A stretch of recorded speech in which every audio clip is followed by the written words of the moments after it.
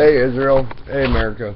God's Will 1611. That first video is to show that they were against the written word of God. This video is to talk more about the New World Order and the One World Control and the world banking system. World collective debt between all the nations is roughly about $370 trillion. For those mathematicians out there, there's only $146 trillion worth of assets, or around maybe $144 trillion worth of assets on the entire face of the planet. That includes every car, boat, motorcycle, piece of land, building, property, airplane, you name it, that is on the face of the planet. Outside $140 trillion, that's all the assets on the face of the planet. Your world banking system is going to collapse. This is why we are in end times.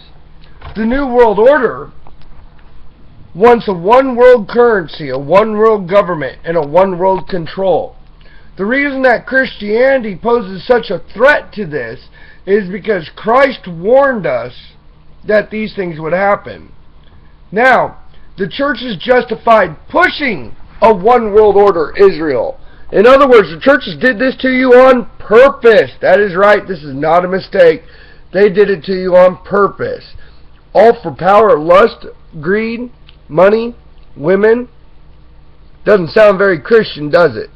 Well, that's why it's called the Antichrist theology, because it's against Christ, not for Christ.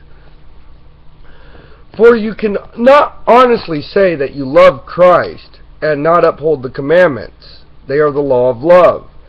And if the only thing that was upheld on that cross were the 10 commandments, and you churches bear false witness against the commandments and say that you are not under the law, oh really? Then why did Paul himself say, you have one law, love one another? For you had to follow the commandments to obey that law. So here's a news flash, churches, you are under a law. And it is the reproach of Christ himself that you are under. Israel, I am sorry that the United States of America has done this to you and has set you up.